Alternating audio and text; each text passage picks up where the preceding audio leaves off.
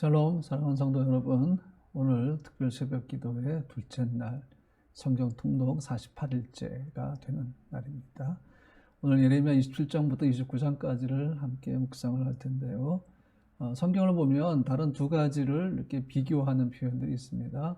선한 목자와 사꾼 목자, 또 알곡과 가라지. 또 오늘 이 예레미야 27장부터 29장 말씀을 보면 하나님의 선지자와 거짓 선지자에 대한 대비가 나옵니다. 남유다 왕 요시야의 아들 여호야김이 유다를 통치하기 시작했을 때에 예레미야가 예언을 시작을 하는데, 하나님은 예레미야에게 남유다의 멸망 그리고 포로로 끌려갈 것에 대해서 상징적으로 줄과 멍에를 만들어 목에 걸고 백성들에게 보이라고 말씀을 하셨습니다. 그러면서 복술과 또 점성술사, 요술자가 결코 바벨론 왕을 섬기게 되지 아니하리라 이렇게 예언한다고 해도 그것은 다 거짓말이니까 믿지 말라고 백성들에게 얘기하게 하십니다. 하나님은 예레미야를 통해서 남유다와 시드기야에게 바벨론에 대해서 복종하고 파멸당하지 않으려면 바벨론을 섬겨야 된다 이렇게 말씀을 하셨습니다. 그렇지 않은 나라들은 칼과 기근과 전염병에 죽을 것이라고 하셨습니다. 그런데 선지자 가운데 하냐냐라는 사람이 있었습니다. 이 사람은 거짓 선지자입니다. 이 사람이 예레미야를 공격하기 시작합니다. 이 사람은 하나님께서 바벨론의 멍에를 꺾었다고 하면서 2년 만에 모든 것들이 다 바벨론으로부터 돌아올 것이다 이렇게 예언을 하죠. 그때 하나님께서 예레미야를 하냐냐에게 보내셔서 이렇게 말씀하시면, 나는 너를 예언자로 보낸 적이 없다. 그렇게 하시면서 너는 금년 안에 죽으리라 이렇게 말씀하셨습니다. 요즘으로 치면 이 하나냐가 거짓 예언을 한 때가 5월일 달이고요. 하나님 말씀대로 7월 달에 하나냐는 죽고 맙니다. 하나님은 이스라엘 백성들이 70년 동안 포로 생활을 할 것이라고 말씀하셨고, 그 70년이 지나면 다시 돌아올 것이라고 하셨습니다. 이 내용들을 보면 예레미야 27장부터 29장인데요. 특별히 우리가 이 예레미야 29장에 보면 잘 아는 구절이 나옵니다. 예레미야 29장 7절 말씀, 제가 특히 요즘 좀 자주 얘기하는 성경 구절인데요. 어제 우리 금요기도회 때도 제가 잠깐 언급했죠. 너희는 내가 사로잡혀 가게 한 그 성읍의 평안을 구하고 그를 위하여 여호와께 기도하라. 이는 그 성읍이 평안함으로 너희도 평안할 것임이라 그랬습니다. 그리스도인들은 자신들이 거주하는 도시를 위해서 기도해야 합니다. 그 도시가 평안하도록, 아무 문제가 없도록 기도를 해야 합니다. 왜냐하면 그것은 하나님의 말씀이기 때문이죠. 왜 우리가 도시의 평안을 위해 기도해야 합니까? 예레미야 29장 7절 말씀 보니까 도시가 평안하면 너희도 평안하기 때문이다 이렇게 말씀을 하셨습니다. 하나님의 생각은 항상 그렇습니다. 우리를 향한 하나님의 생각은 예레미야 29장에 또 우리가 잘 아는 말씀이 나오죠. 여호와의 말씀이니라 너희를 향한 나의 생각을 내가 아나니 평안이요 재앙이 아니니라, 너희에게 미래와 희망을 주는 것이라 이렇게 하나님께서 말씀하셨어요. 이것이 하나님의 마음입니다. 하나님, 우리를 향하신 그분의 마음이죠.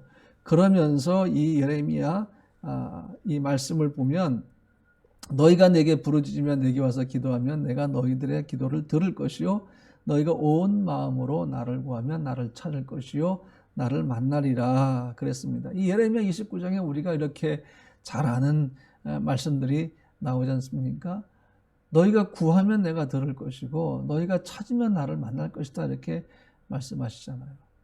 사랑하는 성도 여러분, 거짓말로 남을 속이고 가해자이면서 피해자인 척 코스프레 하는 자, 악을 행하면서도 의인인 것처럼 꾸미는 자, 이 외에도 정말 악한 자들은 세상에 많습니다. 그리스도인 중에도 역시 많아요. 그런데 하나님은 거짓을 말하는 입술을 하나님 앞에 서지 못하게 하신다고 말씀하고 있어요. 이것이 바로 시편 101편 7절 말씀이 있어요. 거짓을 행한 자는 내 집 안에 거주하지 못하며 거짓말하는 자는 내 목전에 서지 못하리로라 그랬습니다. 예레미야 시대에도 거짓 선지자들이 있었어요.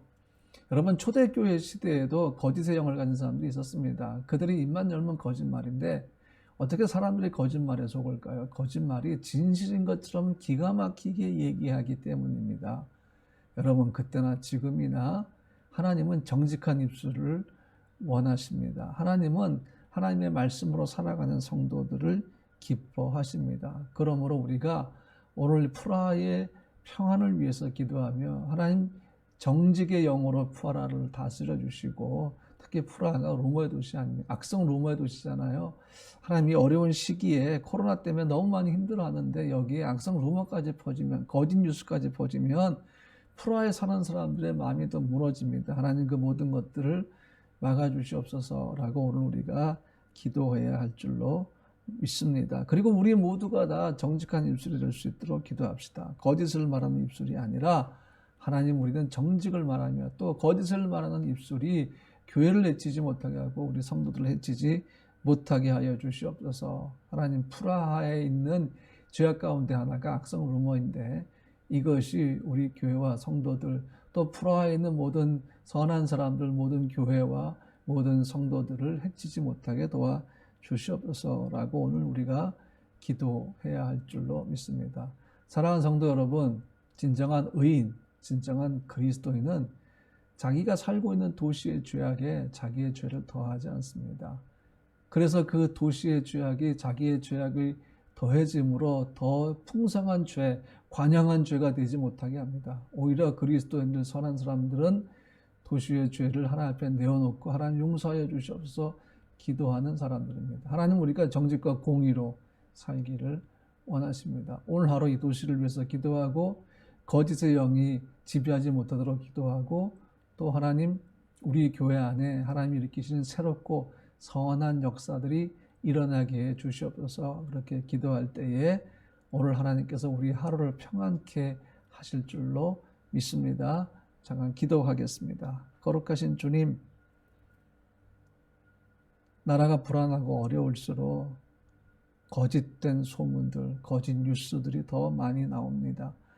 하나님 아버지, 진실이 아닌 거짓말이 사람들의 마음을 무너뜨릴 때가 있습니다. 특별히 하나님, 코비드19로 어려운 이 시기에 거짓 뉴스들이 나오지 않게 하십시오. 그리고 하나님, 이 도시가 평안하기를 원합니다. 이 도시가 평안해야 우리 성도들이 평안합니다.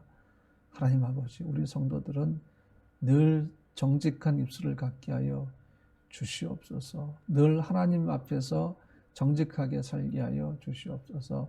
자녀들에게도 정직을 가르치게 하여 주시옵소서. 우리가 요즘 말씀을 읽으며 걸어갑니다. 주의 말씀이 우리 발에 등이 되고 우리 길에 빛이 됩니다. 여호와여, 정결하신 성령께서 역사하여 주심을 저희가 믿사오니 우리를 정결케 하여 주시고 정직한 영을 날마다 새롭게 하여 주시옵소서. 하나님이 보실 때 도시 안에서 하나님 의인 10명이 없어 멸망했던 소돔과 고모라가 되지 않게 하시고, 이 도시는 하나님 바라볼 때에 하나님을 섬기고 예비한 자가 많습니다.